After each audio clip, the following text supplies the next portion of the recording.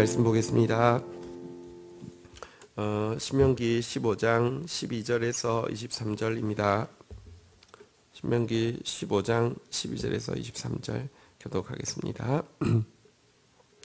내 동족 히브리 남자나 히브리 여자가 내게 팔렸다 하자.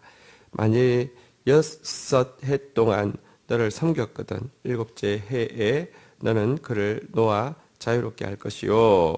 그를 놓아 자유하게 할 때에는 빈손으로 가게 하지 말고 내 양무리 중에서와 타작마당에서와 포도주 틀에서 그에게 후히 줄지니 곧 내 하나님 여호와께서 내게 복을 주신 대로 그에게 줄지니라. 너는 애굽 땅에서 종 되었던 것과 내 하나님 여호와께서 너를 속량하셨음을 기억하라. 그것으로 말미암아 내가 오늘 이같이 내게 명령하노라. 종이 만일 너와 내 집을 사랑함으로 너와 동거하기를 좋게 여겨 내게 향하여 내가 주인을 떠나지 아니하겠노라 하거든. 송곳을 가져다가 그의 귀를 문에 대고 뚫으라. 그리하면 그가 영구히 내 종이 되리라. 내 여종에게도 그같이 할지니라. 그가 6해 동안에 품꾼의 싹새 배나 받을 만큼 너를 섬겼은즉 너는 그를 놓아 자유롭게 하기를 어렵게 여기지 말라. 그리하면 내 하나님 여호와께서 내 범사에 내게 복을 주시리라. 내 소와 양의 처음 난 수컷은 구별하여 내 하나님 여호와께 드릴 것이니 내 소의 첫 새끼는 부리지 말고 내 양의 첫 새끼의 털은 깎지 말고 너와 내 가족은 매년 여호와께서 택하신 곳 내 하나님 여호와 앞에서 먹을지니라. 그러나 그 짐승이 흠이 있어서 절거나 눈이 멀거나 무슨 흠이 있으면 내 하나님 여호와께 잡아들이지 못할지니 내 성중에서 먹되 부정한 자나 정한 자가 다 같이 먹기를 노루와 사슴을 먹은 같이 할 것이요. 오직 피는 먹지 말고 물같이 땅에 쏟을지니라. 아멘. 네. 우리 어제 이제 안식년을 통해서 구제하는 방법에 대해서 이제 가르치고 있었는데요. 오늘은 이제 종을 6해를 이제 섬기고 나면 7째 해에는 풀어주는, 그러니까 안식년은 딱 정해진 시간이 있지만 종은 이제 그 정해진 해가 있지만 종은 이제 횟수를 계산해서 풀어주는 것에 대해서 이야기하고 또 초태생을 바치는 것에 대해서 이야기하고 있습니다. 한번 보도록 하겠습니다. 12절, 13절 교독을 하겠습니다. 내 동족 히브리 남자나 히브리 여자가 내게 팔렸다 하자. 만일 6해 동안 너를 섬겼거든 7째 해에 너는 그를 놓아 자유롭게 할 것이요. 그를 놓아 자유하게 할 때에는 빈손으로 가게 하지 말고 네, 우리 그 14절도 같이 읽도록 하겠습니다. 시작. 내 양무리 중에서와 타작마당에서와 포도주 틀에서 그에게 후히 줄지니 곧 내 하나님 여호와께서 내게 복을 주신 대로 그에게 줄지니라. 이스라엘 백성들에게 워낙은 땅을 팔지 못하게 돼 있기도 하지만 이제 그 자기 몸도 사람의 종이 되지 못하게 했습니다. 그러나 부득이하게 가난으로 인해서 혹은 또 범죄함으로 인해 가지고 예를 들면 배상법, 그러니까 잘못했을 때 배상을 하게 돼 있는데 많은 경우는 4배를 배상하는 죄도 있습니다. 근데 이제 그걸 도저히 감당하지 못할 때는 부득이하게 종이 되어지거나 혹은 땅을 팔 수 있게 했는데요. 그러나 한번 종이 되었다고 해서 그대로 머물러 있지 않도록 다시 패자 부활할 수 있는 제도를 이 규례와 법도에서는 만들고 있습니다. 우리 사회가 한번 떨어지면 나락으로 떨어지고 다시는 올라오지 못하는 그런 모습들이 갈수록 더 심화되어져 가고 있습니다. 유대 사회에서는 그와 같은 일이 생기지 않도록 이미 하나님 나라 백성이 어떻게 이제 이제 전락했을 때 그 전락이 끝이 아니라 다시 회복할 수 있는지에 대해서 이야기를 하고 있는데요. 6해 동안을 섬기면, 그러니까 아까 말씀드렸듯이 안식년은 딱 이제 그 횟수가 정해져 있습니다. 그래서 예를 들면 빚을 내가 6년 차에 빌려줬어도 7년 차가 되면은, 다시 말하면 빚 빌려준 지 1년밖에 안 됐지만 그 1년은 독촉을 유예했습니다. 이거는 그냥 정해진 해가 있는데요.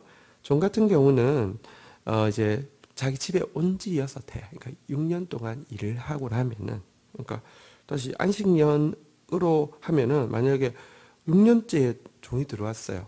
그럼 7년째 무조건 풀어준다. 그렇게는 하지 않았다는 말입니다. 이해되시죠? 그러니까 율법은 굉장히 공의로우면서 또 동시에 사랑에 치우쳐 있지는 않습니다. 그 균형을 맞추고 있는데요. 어쨌든 이 사람을 그 6년이 지나고 나면 자유롭게 7째 해는 풀어주라, 이렇게 이야기를 하고 있습니다. 13절부터 보면 풀어주는 것만 해도 대단한데요. 한번 종이 되면 끝이 나버렸잖아요. 그죠? 근데 풀어주는 것만 해도 대단한데 13절에 보니까 한번 따라하겠습니다. 빈손으로 가게 하지 말고, 어제도 그제도 보면 계속 가난한 자들에 대해서요, 배부르게 하고, 또 이제 가난한 자들에 대해서 이렇게 그 반드시 주고, 그 이제 아끼지 말고, 이런 표현들이 나와 있는데요. 이 가난한 자를 자유롭게 해주는 것도 대단하지만, 자유롭게 해준다 하더라도 아무것도 없으면요, 그냥 전락은 또 그 습관처럼 반복될 수밖에 없지 않겠습니까? 빈손으로 가게 하지 않되 14절에 보니까요, 한번 따라하겠습니다. 후히 줄지니, 후히 주라고 이야기합니다. 자, 그런데 그 뒤에 이런 표현이 있네요. 한번 따라하겠습니다. 내게 복을 주신 대로 그에게 줄지니라. 그러면 이렇게 할 수 있겠죠. 하나님 나한테 복을 조금 주셨으니까, 하나님 나도 그한테 조금 줘야지, 이렇게 하면서 아싸, 조금 받아서 참 다행이네, 이렇게 조금만 줘도 되니까, 이렇게도 생각할 수 있겠죠. 여러분, 근데 이게 하나님이 주신 것에 대해서도요, 우리가 헤아리는 게 있습니다. 우리가 사람한테 줄 때 이렇게 내가 이제 대박으로 줄까, 아니면 그 말로 줄까, 아니면 이렇게 이제 사실 이렇게 재는 도량형이 있는 것처럼, 우리가 하나님께 받은 것도, 하나님께 내가 말로 받았다고 생각하는 사람도 있지만, 이만큼 받았다고 생각하는 사람도 있지만, 종지로 받았다고 생각하는 사람이 있습니다. 이게요, 근데 실은 하나님께 받은 은총은요, 측량할 수 없는 것임에도 불구하고요, 사람들은 결국 어쨌든 감사를 표현하든지, 아니면 오늘 여기 나오는 대로 다른 사람들에게 하나님께 받은 거 내가 하나님께 바로 갚을 수 없습니다. 사람을 통해서 갚을 수 있습니다. 근데도요, 요때 드러날 때 보면 측량할 수 없는 하나님을요, 종지처럼 만들어 가지고요, 이렇게 하나님 나한테 이거밖에 안 줬죠라고도 생각하면서, 또 속으로는요, 내가 이만큼 받았으니까 이만큼 줘야지 하면서 주면서 다행이야, 이렇게 생각하는 좁은 마음도 있을 수 있습니다. 여기 복을 주신 대로 할 때, 난 너무 만가지 은혜를 받았습니다, 이렇게 고백하는 사람이 있는가 하면, 동일하게 만가지 은혜를 받았습니다. 우리는 예수를 받은 사람입니다. 예수 믿는 사람 중에 한 명도 예수를 받지 않은 사람이 없습니다. 그럼에도 불구하고 내게 주신 복대로, 복을 주신 대로 할 때 정말 작게 헤아리는 사람이 있습니다. 그러면 어떻게 되냐고 하면, 한번 따라하겠습니다. 헤아리는 그 헤아림으로 도로 헤아림을 받으리라. 그러면요, 내 마음이 자꾸 줄어들면요, 하나님의 은혜는 여전히 그대로 있지만 여러분들 그 은혜를 누릴 수 있는 분량은 또 줄어들고 또 줄어들고 또 줄어듭니다. 어쨌든 여러분들 먼저는 만 가지 은혜를 받았으니, 이 고백이 여러분의 고백되어져서 누군가를 오늘 여기 법대로 뭐 우리가 지금 종을 데리고 있지는 않지만 성실하게 충실하게 그러니까 나를 도울 수밖에 없는 위치에서 또 내가 당연히 주장할 수 있는 그 정도의 그 노동을 할 수 있는 시킬 수 있는 그런 자라 할지라도 때가 되면 자유롭게 해주되 빈손이 아니라 후히 주어 하나님께서 내게 주신 복대로 주어서 또 자유케 하는 것에 대해서 이야기하고 있습니다. 자, 그 이유에 대해서 이렇게 이야기합니다. 15절 같이 읽겠습니다. 시작. 너는 애굽 땅에서 종되었던 것과 내 하나님 여호와께서 너를 속량하였음을 기억하라. 그것으로 말미암아 내가 오늘 이같이 내게 명령하노라. 자, 이와 같이 왜 이거 내 재산인데, 그리고 과거 그 시대는 고대 노예자라고 해서요, 노예가 되면 그게 하나의 신분이 되어집니다. 벗어날 수가 없습니다. 인도의 카스트 제도 안에 있으면 못 벗어나잖아요. 고대 노예제란, 노예는 하나의 신분입니다. 최하층민이 되는 겁니다. 어쨌든 뭐 네가 돈을 관리를 못해서, 이스라엘은 워낙부터 신분이라는 게 종이 없어야 되지만 어쨌든 그래도 부득이하게 종이 되는 경우는 성경에 있습니다. 근데 그럼 어쨌든 네가 잘못해서 된 거니까 하면 영원히 벗어날 수 없는 제도가 되어야 되는데, 왜 하나님은 이와 같이 6년만 일하면 7년째는 풀어주라고 하느냐? 이유가 있는데요. 첫 번째는 이스라엘 백성들이 애굽에서 종살이를 했는데 종살이가 얼마나 슬프고 고통스럽고 아픈지를 뼈저리게 느꼈습니다. 그 시간을 허락해 주신 것은요, 상처 입은 치유자로서 다른 자기 집에서 종살이하는 그 사람에 대해서 충분히 연민하고 충분히 이해할 수 있는 마음을 훈련하게 하시기 위함입니다. 근데 인간이 참 못됐죠. 그 시어머니 밑에서 그러니까 고통을 많이 당한 사람이 나중에 자기가 시어머니 되면 그때 정말 내가 힘들었지 잘해야지가 아니라요, 딱 그대로 본대로 그 이상으로 나도 힘들었으니까 이렇게 되기가 쉬운 것이 인간의 원죄의 모습이죠. 근데 어쨌든 너가 그 종되었던 때 얼마나 힘들었니? 너 알고 있지 않니? 이렇게도 또 이야기하고요. 또 한 가지는요, 한번 따라하겠습니다. 여호와께서 너를 속량하셨음을. 근데 그때 하나님이 속량, 값을 주고 사낸다는 겁니다. 이스라엘의 해방은요, 값 없이 된 것이 아닙니다. 그것에는요, 다시 솔직히 말하면 초태생, 밑에 나오는 초태생 구별이 오늘 이어져 나오는데, 왜 이어져 나오느냐고 하면, 여러분들 그들을 건져내기 위하여서 예수, 초태생이신 하나님의 아들을 희생해서 풀어준 것이지 그냥 풀어준 게 아닙니다. 근데 이 값 주고 사서 자유케 하는 이 속량을 이스라엘 백성들이 정말 자기들이 하나님께 이렇게 뭐랄까요, 쌓아놓은 헌신이 있고 믿음이 있고 사랑이 있어서 하나님이 속량해 주셨습니까? 6년 동안 죽도록 하나님 앞에 뭔가를 쌓아서 그렇게 하셨습니까? 아니요, 그렇지 않습니다. 아무것도 하지 않았습니다. 하나님 앞에서는요. 그런데 하나님께서 자유롭게 해 주셨다는 것입니다. 네가 얼마나 힘들었는지도 알고 하나님께서 얼마나 풍성하게 자유롭게 해주셨는지도 경험하게 하신 것은 너도 그와 같이 하기 위함이었다라고 지금 하나님께서 말씀하고 있는 것입니다. 자, 16절, 그런데요, 예외 규정이 있습니다. 16절, 17절 교독하겠습니다. 종이 만일 너와 내 집을 사랑함으로 너와 동거하기를 좋게 여겨 내게 향하여 내가 주인을 떠나지 아니하겠노라 하거든. 송곳을 가져다가 그의 귀를 문에 대고 뚫으라. 그리하면 그가 영구히 내 종이 되리라. 내 여종에게도 그같이 할지니라. 네. 근데요, 예외 규정이 있습니다. 만약에 그가 이 석방을 해줌에도 불구하고 내가 주인을 떠나지 아니하겠노라 이렇게 이야기할 때가 있을 수 있다는 것입니다.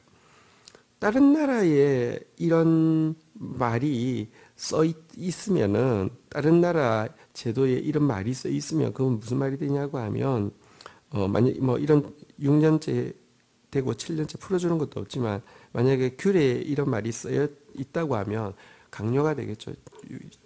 6년 지나고 나면 너 내 앞에서 이야기해. 내가 주인을 떠나지 아니하겠습니다. 이야기해. 안 하면 확 죽여버려. 이렇게 될 수 있겠죠. 근데 이스라엘에서 이 말, 내가 주인을 떠나지 아니하겠노라라는 말이 할 수 있다고 기록되어 있는 것은요. 뭐 다른 나라에서는 종들 입장에서는 이런 말을 할 경우에는 이 말이 쓰여져 있으면 전부 다 비웃겠죠. 그 어떻게 이 종이 그런 말을 할 수 있어? 이렇게 생각할 것이고요. 주인은 이걸 빌미 잡아가지고 막 강요하겠죠. 이스라엘의 이 성경에 이렇게 기록되어 있는 것은요. 사실 예를 들면 부득이하게 누가 종이 되었고 나는 또 주인이 되었다고 할 때에 어떤 주인으로 살아야 되는지에 대해서도 성경이 보여주고 있는데 그것을 충실하게 따랐을 때에 이와 같은 고백이 나올 수 있음을 지금 암시하고 있습니다. 성경에 보면요, 이 그 종이 되어도 종이 아니라, 그러니까 정확하게 이야기하면 노예가 아니라 형제 자매처럼 대우해 주라 이렇게 아예 레위기에 보면 규정이 되어 있습니다. 그리고 그에게 안식일을 비롯해 가지고요. 또 각종 절기를 반드시 지킬 수 있도록 하나님 앞에 올라가서 지킬 수 있도록 절기를 지킨다는 것은 거의 절기 기간만 해도 7일이지만 오가는 시간을 치면요. 종인데 15일씩 여러분들 한 14일씩 왔다 그러면 1년에 3번을 그렇게 준다는 것입니다. 여러분들 혹시 직장인이시면 1년에 45일 휴가면은 괜찮겠죠, 그죠? 이렇게 되어 있고요. 그러니까 정말로 이런 것 자체가 어떤 주인이 되어야 되는지를 잘 보여줬는데 그 율례대로 내가 했더니 종 입장에서는 내가 차라리 이 주인과 함께 사는 것이 행복이다 이렇게 느낄 수 있다는 것입니다. 그러니까 그렇게 느낄 수 있을 정도의 선한 주인이 되라는 것이죠. 그런데 그런 선한 주인이 되었을 때 종이 스스로 그냥 정말로 있기를 원한다는 이 고백이 나올 수 있잖아요. 그죠? 그럴 때는요. 17절에 보니까 송곳으로 귀를 문에 대고 뚫으라고 그랬습니다. 귀고리를 이렇게 여기 뚫어도 그렇게 많이 아프지는 않죠. 잔혹행위는 아니죠. 자, 근데 그래서 영구히 종이 될 수 있게 하는 이런 장면이 나옵니다. 이것은 어쨌든 그 종에게 자유를 주는 것도 이렇게 주인이 해야 될 일이지만 그 종이 스스로 이렇게 함께 하기를 원할 정도로 선한 주인 6년 동안도 선한 주인으로 살아야 함을 보여주고요. 또 하나님께서 우리를 사실은 이제 우리의 신분은 두 가지입니다. 분명히 자녀고요. 근데 또 종이기도 합니다. 근데 이 종이라는 게 여러분 막 무서워서 막 공포 가운데 섬기는 종이 아니라 너무 친밀하지만 동시에 두렵고 너무 이렇게 떨리지만 동시에 기쁜 그런 종으로서 그래서 신분이 보면 분명히 우리는 자녀의 신분도 있지만 또 종으로 이런 바울 같은 이도 계속 그리스도 예수의 종 된 바울은 뭐 이렇게 이런 이제 종으로서의 고백이 야고보도 종이라는 고백이 자꾸 나옵니다. 이것은 노예로서 비천한 노예로서가 아니라 귀를 뚫은 노예로서 자원하여서 자기를 하나님께 드린 노예로서 하나님을 섬기는 행복에 대해서 이야기하고 있습니다. 자, 18절 같이 다시 한번 이 종의 해방에 대해서 강조하고 있습니다. 읽겠습니다. 시작. 그가 6해 동안에 품삯에 배나 받을 만큼 너를 섬겼은즉 너는 그를 놓아 자유하게 하기를 어렵게 여기지 말라. 그리하면 내 하나님 여호와께서 내 범사에 내게 복을 주시리라. 그래서 인간은 자꾸 따지는 마음이 생겨서 제가 노예로 들어올 때 나한테 진 빚이 얼마인데 6년 가지고는 부족해. 뭐 이렇게 생각할 수가 있겠죠, 그죠? 그렇지만 하나님은요, 그 한 사람이 종으로서 섬기는 것이 얼마나 큰 섬김인지 여기 보니까 네 품꾼의 삭스에 배나 받을 만큼 섬겼다라고 이야기를 하고 있습니다. 품꾼은 여러분 이제 그냥 고용돼서 일하는 사람인데요. 고용돼서 일하는 사람과 노예로서 일하는 사람은 사실은 노동의 양이 같지 않습니다. 또 마음의 그 짐도 같지 않습니다. 진짜 전심으로 매여서 섬긴 사람의 싹은요, 그 품꾼 싹 계산하듯이 해가지고 내가 이 정도밖에 안 받았어 이렇게 생각하면 안 된다는 것입니다. 어쨌든 여러분들 여기 한번 따라하겠습니다. 그를 놓아 자유롭게 하기를 어렵게 여기지 말라. 하나님께 받은 것은 작게 여기고 다른 사람에게 주는 것은 어렵게 여기고 이런 마음이 우리 안에 있을 수 있습니다. 절대 그러지 말라는 것입니다. 그러면 하나님께서 한번 더 하겠습니다. 내 범사에 내게 복을 주시리라. 부족한 거 있으면 하나님이 갚아주시겠다는 것입니다. 선한 사마리아인 비유에도 보면 여관 주인에게 이 사람을 부탁하면서 돈을 미리 줍니다. 부족하지 않게 줍니다. 그러나 또 덧붙이죠. 만약에 부족하면 돌아와서 내가 갚겠다고 어쨌든 잘 부탁한다고 이렇게 이야기했는데요. 하나님 우리에게도 이렇게 말씀하십니다. 우리가 주께 받은 은혜를 귀히 여기고요, 크게 여기고 또 내가 흘려보낼 수 있는 사람에게 흘려보냄을 어렵게 여기지 않으면요 하나님께서 갚아주신다. 이게 성경의 가르침입니다. 우리는 내가 한 만큼 쓰는 이렇게 받는 사람이 아니라 하나님의 은혜를 깨닫고 그 은혜를 흘려보낸 만큼 은혜로 또 받는 사람임을 꼭 기억해야 합니다. 자, 이어지는 내용을 한번 좀 보도록 하겠는데요. 19절, 20절 교독하겠습니다.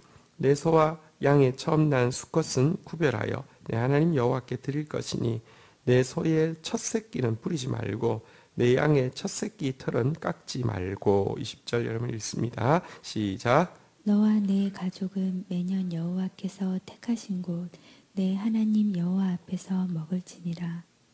네, 여기 보면 이제 초태생을 구별하는 것에 대해서 이야기하고 있습니다. 초태생을 구별하라고 하는 이야기가 왜 뜬금없이 지금까지의 내용은 그래도 좀 연관이 있잖아요. 안식년을 통해서 빚진 사람들에게 좀 짐을 들어주고 또 종으로 온 사람은 7째 해에 풀어주고 이건 전부 다 좀 뭐랄까요? 가난한 자를 돌아보는 이야기를 하다가 갑자기 초태생 이것은 그냥 절기 문제 이거 하나님 앞에 드리는 재물 문제인데 왜 나왔을까? 방금 설명드린 것처럼 사실은 속량 애굽에서의 속량을 그리고 그 속량의 값이 예수 그리스도가 지불할 것인데요. 이 속량에 주께 받은 은혜를 깊이 아는 만큼 형제에게도 깊이 은혜를 흘려보낼 수 있습니다. 이것 때문에 초태생 규례를 다시 이야기하고 있는데요. 집에서 소, 양의 이제 그 첫 수컷이 태어났을 때는 이렇게 아주 엄밀하게 구별하라는 것입니다. 절대로 새끼 태어났는데 바치기 전까지 멍에를 찌워서 조금이라도 노동력을 얻어가지고 일시키다가 바쳐야지 아까워서 이렇게 하지 말고요. 부려서도 안 되고요. 또 털이 사실 양은 털을 통해서 수입을 얻잖아요. 그러니까 털이 이제 옷도 만들고 하잖아요. 그러니까 어차피 바칠 건데 아까운데 털을 한번 싹 깎아내고 깨끗하게 털 깎아내고 그거 가지고 이제 이거 좀 만들어 놓고 그다음에 바쳐야지. 뭐 사실 뭐 고기 먹지 털을 먹나 뭐 이렇게 하면서 이렇게도 할 수 있잖아요. 그거 하지 말라는 것입니다. 첫 새끼는 건드리지 말라 이렇게 이야기합니다.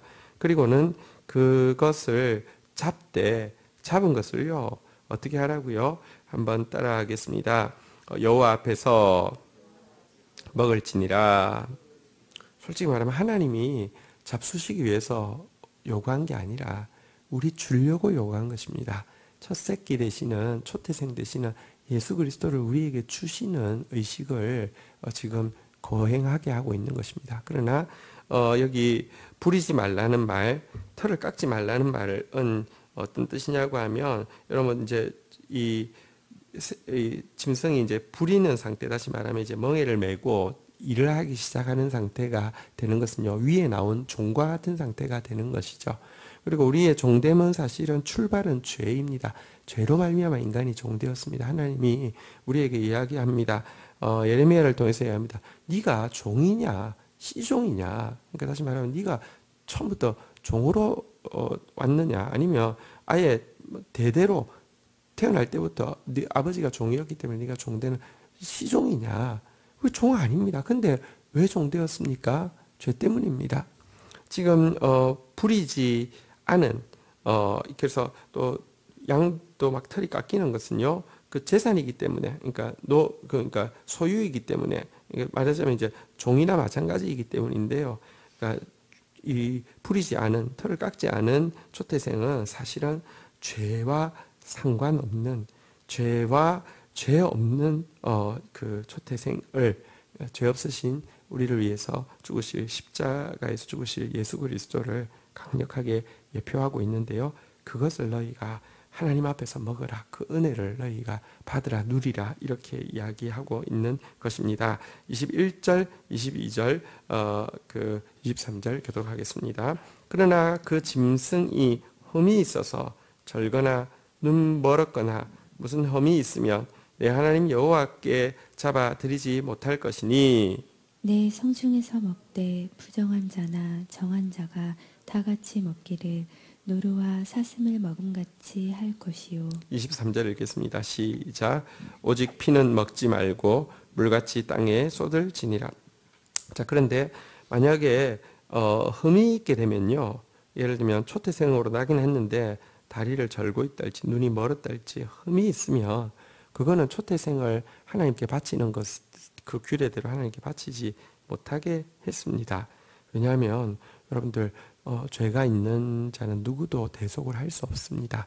그래서 그거는 바치지 못하겠고요. 그냥 노루사슴 먹는 것처럼 그냥 너희 집에서, 여호와 전이 아니라 너희 집에서 그냥 잡아먹으면 된다라고 이야기를 하고 있습니다.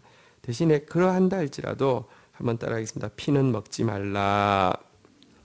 피를 먹지 말라고 하는 이유는요, 여러분 생명이 피에 있으니까 수혈하지 말라, 피 주지 말라, 피 받지 말라, 이런 뜻하고 아무 상관없습니다. 구약은 그 초등교사와 같은 것인데요. 피를 왜 이렇게 먹지 말라고 이야기합니까? 피를 왜 이렇게 귀히 여깁니까? 왜 피에 생명이 있다고 믿습니까? 예수 그리스도의 피를, 피는요, 대속의 유일한 도구인 예수 그리스도의 피를 암시하고 있기 때문에 계속 그렇게 구약에서 강조하고 있는 것입니다. 오늘 우리 이 말씀을 이 시민법에 해당하는 이 말씀과 또 저기 종의 숙방에 대한 말씀과 또 의식법에 해당하는 이 초태생을 드리는 이것 가운데 명백히 우리에게 예수 그리스도를 또 계시하고 있고, 천국 백성으로서, 천국 시민으로서 어떻게 살아야 될지를 또 잘 교훈하고 있습니다. 또 살피어 성령께서 우리 삶 가운데 적용하라고 하는 모습으로 적용하는 저와 여러분들 되시기를 축복합니다. 주신 말씀 붙잡고 하나님 앞에 나아가 기도하는 시간 가지도록 하겠습니다. 함께 기도하시겠습니다. 하나님 감사합니다. 오늘 우리가 받은 은혜가 무엇인지 또 다시 헤아리게 해주신 것을 인하여서 감사합니다. 넉넉히 헤아리고 또 넉넉히 후히 또 우리 주위에 있는 사람들을 또 자유롭게 하고 풍성하게 하는 저희들 되어지게 하여 주시기를 간절히 간구하고 소원합니다. 우리 위하여서, 우리를 속량하기 위하여서 지불하신 예수 그리스도의 그 보배로운 대가를 오늘 다시 한번 그 귀히 여기며 감격하며 감사하며 살아가는 하루 되어질 수 있도록 인도하여 주시옵소서. 감사합니다. 예수 그리스도의 이름으로 기도 올립니다. 아멘.